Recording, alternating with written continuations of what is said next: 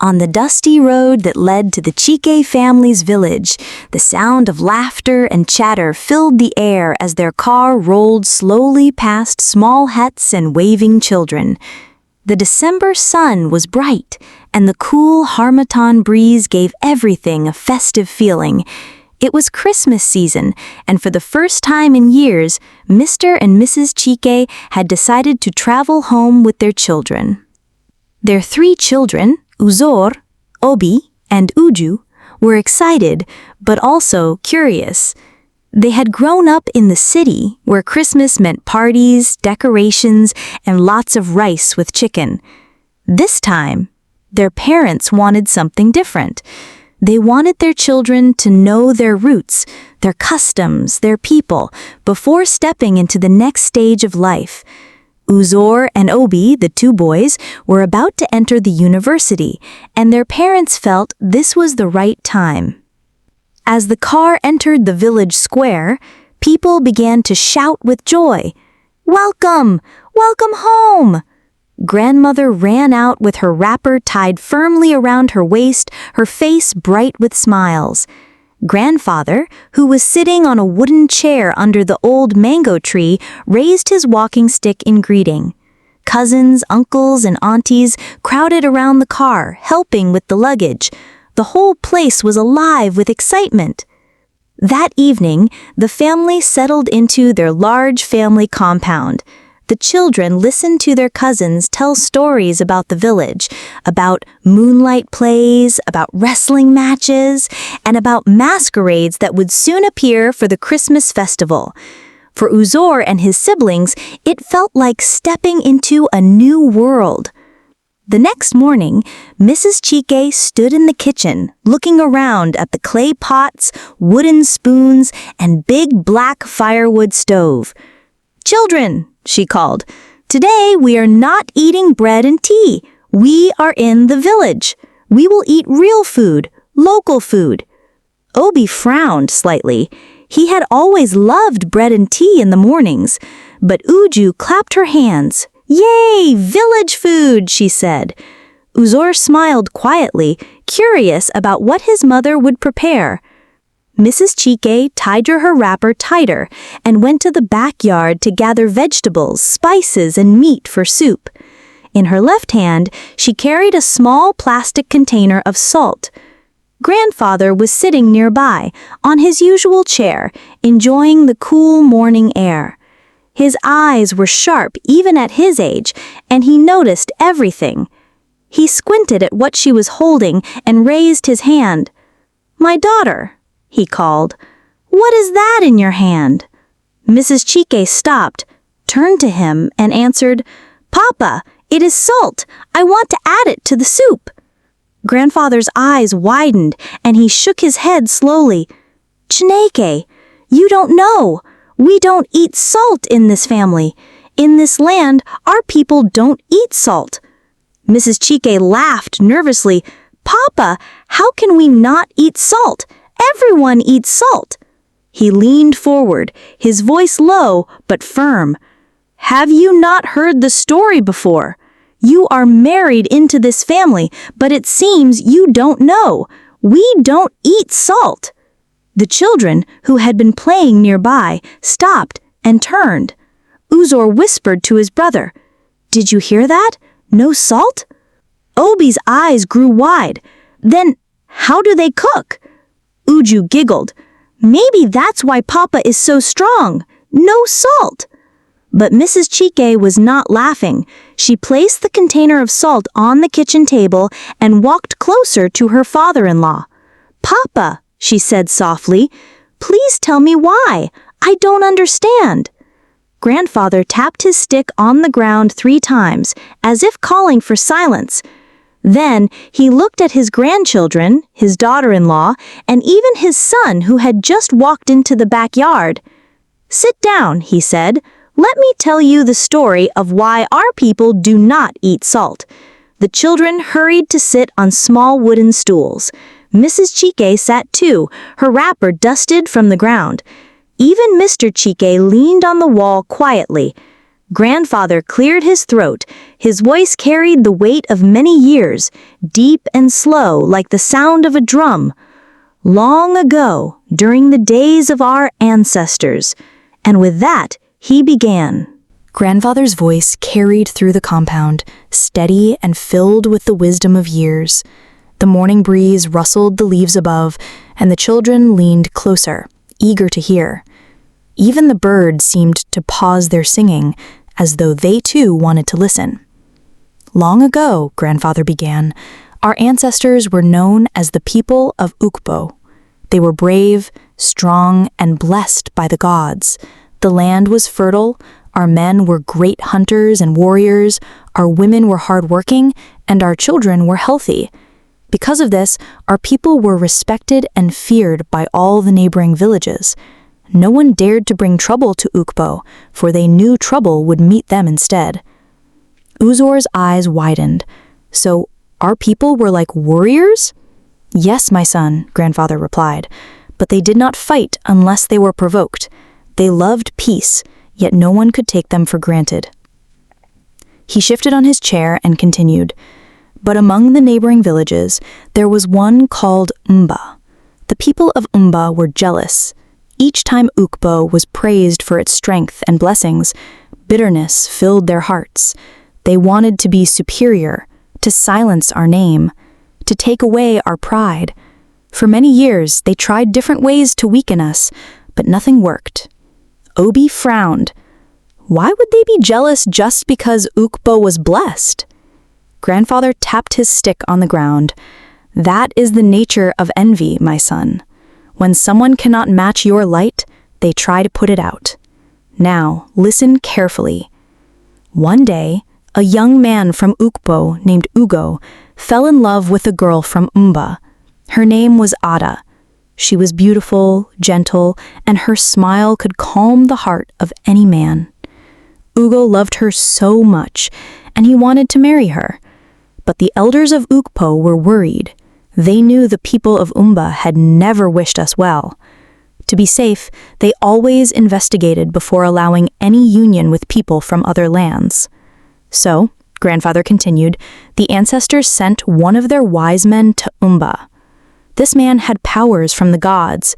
He could change into any animal he desired. To watch closely without being seen, he turned into a squirrel and climbed the tallest tree near Ada's village. From there, he saw and heard everything. And what he discovered was terrible. The children's eyes were fixed on him. Even Miss Chike was holding her breath. Grandfather lowered his voice. The people of Mba had made a wicked plan. They knew many of our people would come for the marriage ceremony. Their idea was to cook food without salt. They believed that once Ukpo people tasted it, they would complain and ask for salt. And that salt they had prepared was no ordinary salt. It was poison. Whoever ate it would surely die. Uju gasped loudly, "Papa, they wanted to kill everyone?" "Yes," Grandfather said gravely. "They wanted to wipe us out in one day, using the joy of marriage as their trap."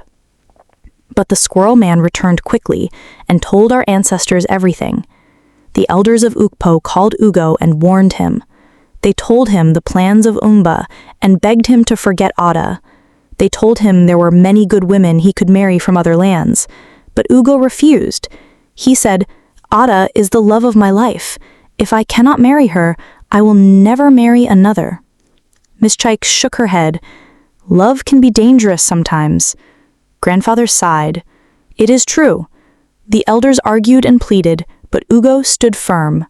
Finally, they agreed to go for the marriage, but they also made a strong decision among themselves. They said, "No matter what happens, we will never ask for salt in Mba. If they give us tasteless food, we will eat it. If our tongues cry for salt, we will keep silent.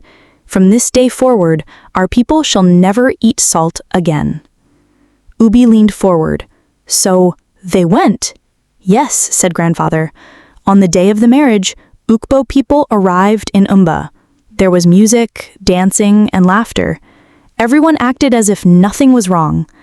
Then came the time for food. As planned, The people of Umba served meals without salt. The food was tasteless, but Ukpo people remembered their vow.